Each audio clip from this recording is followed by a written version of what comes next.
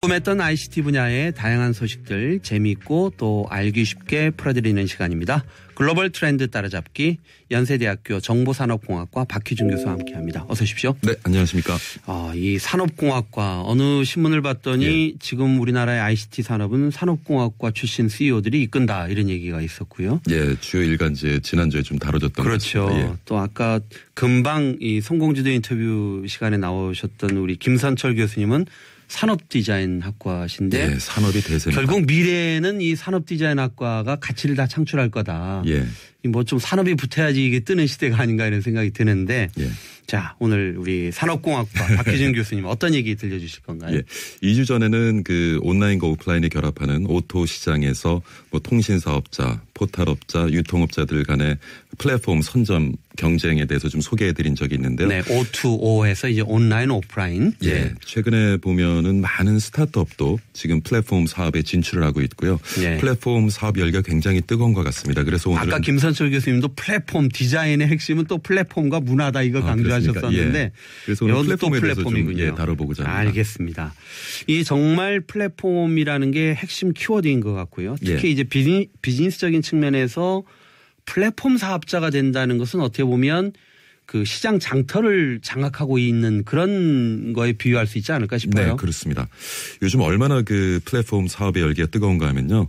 구글 검색에서 플랫폼이라는 검색어를 쳐넣어보면요. 네. 결과가 한 2억 5천만 건이 검색이 돼요. 와, 대단하네요. 예, 근데 조금 전에 말씀하셨던 이제 경영 분야에 우리가 전략이라는 단어를 참 많이 사용하는데 네. 전략이라는 검색어를 넣어보면 한 2억 건 정도가 검색이 되거든요. 그렇네요. 그러니까 얼마만큼 플랫폼에 대한 어떤 시장이나 대중의 열기가 뜨거운지를 짐작할 수 있는데요. 네.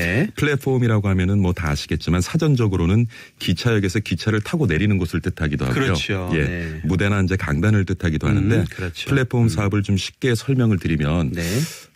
학창 시절의 그 남녀 간의 미팅 을 떠올려 보시면 될 것 같아요. 그래서 네. 이질적인 집단의 만남을 통해서 서로가 이익을 추구를 하는 장을 마련해주고 수수료를 취하는 사업. 네. 이것을 이제 우리가 간단하게 플랫폼 사업으로 정의할 수 있을 것 같습니다. 결국 이제 사람과 사람 간의 이제 관계가 맺어지고 그걸 통해서 예. 뭔가 이제 이익을 추구할 수 있는 장을 마련하는 그렇죠. 그 장 자체가 이제 플랫폼인데 예. 비즈니스 역사로 놓고 보면 이 플랫폼 사업이라는 개념은 어디서부터 좀 이거를 흔적을 찾을 수 있나요? 사실 누군가 무엇을 필요로 하고 그 필요한 것을 누군가 제공할 수 있다면 네. 사실 플랫폼이 형성될 수 있거든요. 그래서 그렇죠. 어떻게 보면은 그러한 중개업은 인류 역사와 함께 시작됐을 수도 있겠지만 네. 우리가 경영학에서 이제 체계를 갖춘 플랫폼 사업자로는 여러분 기억하실지 모르겠어요. 최초의 신용카드인데요. 다이너스 클럽을 꼽을 수 있을 것 같습니다. 아, 예.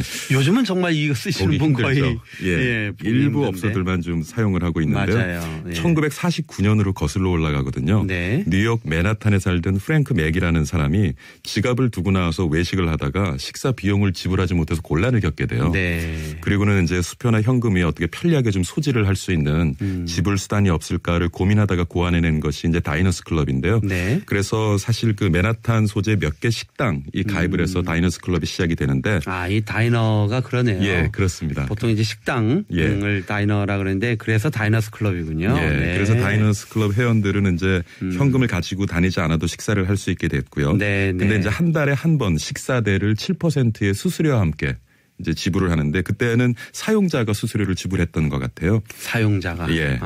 그러니까 결국 수표나 체크라고 이제 체크 또는 현금을 가지고 다니지 않는 대가로. 그렇죠. 요 카드를 쓰면 7%를 이제 더 낸 거죠. 그렇습니다. 그리고 이제 식당들은 사실 다이너스 클럽에 가입이 되어 있으면 별도의 홍보나 그런 마케팅 없이 회원들을 상대로 고객을 확보할 수 있으니까 또 효익을 나누었던 것 같고요. 그래서 네. 식당도 그렇고 고객도 그렇고 이 다이너스 클럽을 통해서 서로 편의성을 추구하고 또 홍보 효과도 있고 해서 서로 이익을 공유했던 것 같습니다. 네. 결국 이제 이런 플랫폼이 지금의 그 핵심 비즈니스 모델이다. 예. 사실 이제 우리가 뭐 삼성전자도 단말기만 만들어서는 안 되고 플랫폼 사업을 해야 된다. 그렇습니다. 결국 이제 지금 플랫폼 사업을 하지 않으면 플랫폼의 마인드를 가지지 않으면 예. 결국 이 치열한 경쟁 시장에서 밀려난다는 얘기를 많이 하는데 예. 이 플랫폼 비즈니스가 가지고 있는 이 성공 요인 좀 예. 사례를 통해서 쉽게 한번 풀어주신다면요. 사실 뭐 여러분 잘 아시는 뭐 아마존, 지마켓 같은 오픈 마켓들이 어떻게 보면 대표적인 플랫폼 사업자로 볼 수 그렇네요. 있을 텐데요. 네. 오늘은 좀 특이한 플랫폼 사업자를 좀 소개해 드리려고 해요. 네. 리엔뻥이라는 회사가 있는데요. 1900년대 초에 중국 광저우에서 설립된 무역 중개업체입니다. 네. 그리고 중국에서 뭐 생산된 의류, 도자기, 축복 등을 유럽과 미국에 수출하면서 지속적인 성장을 이어갔는데 기억하시겠지만 1970년대 들어와서 이제 중국과 미국의 국교가 정상화되면서 그렇죠. 네. 많은 중국 제조업체들이 중개 무역업을 통하지 않고 직접 수출을 하게 돼요. 네. 그때부터 이제 리엔펑이 위기를 맞게 되는데 근데 80년대 후반 들어서 또 ICT의 급속한 발전이 이루어지면서 그러한 발전된 ICT를 기반으로 해서 공급망 관리를 합니다. 그래서 쉽게 말씀드리면 리엔펑은 의류 제조업체로 전환이 되는데요. 네. 공장이 하나도 없는 의류 제조업체입니다. 그러니까 예를 들면 어떻게 하냐면 미국의 뭐 A사가 3개월에 20만 벌의 의류를 리엔펑에 주문을 했다고 하면 네. 뭐 중국 이전에는 뭐 중국 제조업체를 찾아서 의류를 생산하는 중국 제조업체를 찾아서 A사에게 연결해주는 그런 역할을 했지만 지금은 네. 뭐 지퍼는 한국이나 일본에서 실은 말레이시아에서 직물은 인도에서 공급을 받고요. 네. 완제품은 파키스탄에서 생산하는 뭐 이러한 방식으로 해서 A사의 주문량을 납품을 하게 되는데 예. 납품 기일까지 최적의 완제품을 납품하기 위해서 리엔펑은 협력업체 중에 원자재 공급업체와 완제품 생산업체를 선별해서 이제 상호 협업을 통해서 완제품을 생산한 후에 A사에 납품하는 그러한 방식을 지금 취하고 있습니다. 그러니까 제조업적인 차원에서 봤을 때의 예. 플랫폼 제조업 비즈니스에 좀 가깝네요. 그렇죠. 대부분은 이제 플랫폼 사업자들이 서비스업에 그렇죠. 유통만 생각을 하는데 예. 여기는 이제 제조업을 또 플랫폼화하는. 그렇습니다. 그래서 뭐 공장이 하나도 없는데도 불구하고 예. 1년에 한 1만 8천여 개의 의류 관련 협력업체와 협업을 해서 네. 40여 개국에 한 240여 개의 지역 사무소를 가지고요. 1년에 한 20억 벌의 의류를 생산해서 판매하면서 24조 원 정도 매출을 올리고 있습니다. 세상에서 가장 큰 의류 회사인 셈이겠군요. 예, 굉장히 특이한 구조를 가지고 있죠. 예. 자, 이게 지금 말이 쉽지 18,000개의 의류 관련 협력업체를 관리하고 말이죠. 예. 40여 개국에 240여 개의 지역 사무소를 내서 뭐 20억 벌의 의류를 만든다. 예. 이게 보통의 노하우가 아니면 안 될 것 같은 그렇죠. 생각이 주문이 들어요. 들어올 때마다 최적화된 공급업체와 완제품 생산업체의 조합을 찾아가지고 네. 그 주문 들어온 것을 이제 조달을 해야 되니까 사실 ICT의 발전이 없으면 힘들다고 볼 수가 있겠죠. 성공 요인을 몇 개로 한번 좀 짚어봐 주시죠. 재밌는 것이 네. 리엔펑에는 어떤 그 룰이 있냐면 30-70 법칙이라는 게 있어요. 30-70. 예. 네. 아까 말씀드린 것처럼 이제 1만 8천여 개의 의류 관련 협력업체가 있는데 네. 일단 한번 리엔펑의 협력업체가 되면 그 협력업체 생산의 30%는 무조건 리엔펑에서 보장을 해 주는 예, 거군요. 사주는 거죠. 네네. 그렇지만 70% 이상은 또 절대 구매하지 않습니다. 왜냐하면 지나치게 리엔펑의 협력업체들이 의존을 하게 되면 네. 품질 개선이나 어떤 그 혁신에 게을러질 수 있다는 것이죠. 야, 그러니까 그래서 최저 라인은 보장해 주고 예. 또 최고도 딱 정해서 그 이상은 예. 전적으로 의존하지 못하게. 예. 그게 그래서 30-70이군요. 예, 그래서 30-70 법칙을 가지고 있고요. 네. 최근에 의류업계를 보면 스파 업체들이 아주 성장이 눈부신데요. 네. 그리고 최근에 이제 리엔펑도 한국에 그 뭐 굉장히 오래된 아동복 제조업체를 인수하기도 하고요. 굉장히 네. 많은 의류 제조업체를 인수를 했는데 그래서 시장에서는 또 어떤 시각이 있었냐면 뭐 스파 업체라는 것이 제품 기획, 디자인, 생산, 유통, 판매 등을 직접적으로 수직 계열화를 통해서 시장에 빠르게 대응하는 그런 비즈니스 모델을 가지고 있지 않습니까? 네. 그래서 리엔펑도 어떤 그 스파의 성장에 자극을 받아서 직접 의류를 생산하면서 모든 그런 프로세스를 수직 계열화하는 것이 아니냐 하는 그런 이제 좀 해석이 있었는데 네. 결과적으로는 그런 업체들을 갖다 인수하면서 유통망만 흡수를 하고요. 그렇군요. 생산 설비는 다시 되팝니다. 그래서 이제 협력업체들을 안심을 시키죠. 근데 이유는 네. 뭐냐면 네. 결국 리엔펑이 의류를 직접 생산하게 되면 그 협력업체들과 경쟁 관계에 놓일 수밖에 없다는 거죠. 그렇죠. 그렇지만은 그 플랫폼 상에서는 리엔펑은 분명히 갑일 수 있고 네. 협력업체들은 을일 수 있기 때문에 어떤 평등한 상생해 나갈 수 있는 어떤 평등에 위배될 수 있다. 그런 정신을 살리기 위해서 유통망만 흡수를 하고 예. 생산 설비는 다시 되팝니다. 그러니까 철저하게 플랫폼에 참여한 협력업체들의 이익을 어떤 보장해 줄 수 있는 그런 전략을 가지고 계속 사업을 해 나간다는 거. 이것이 어떻게 보면 리엔펑의 성공 요인이 아닐까 싶어요. 그런 측면에서 놓고 보면 왜 구글도 그렇고요. 예. 애플도 그렇고 사실은 CP&D 생태계 중에서 컨텐츠 영역은 전혀 손을 대질 않잖아요. 맞습니다. 예. 아무리 돈이 될 것 같아도 예. 그거는 컨텐츠를 제작하는 사람들의 몫이고 예. 우리는 플랫폼부터 하겠다. 예. 근데 이제 우리 포털들을 보면 뭐 지금은 여러 가지 공정거래위원회 뭐 제재도 받고 그래서 그렇지만 예. 사실은 플랫폼 깔아놓고 돈이 될 만한 서비스는 직접 진출도 하고 그랬었거든요. 그런 경우가 많았죠. 근데 지금 리엠펀 같은 경우에는 예.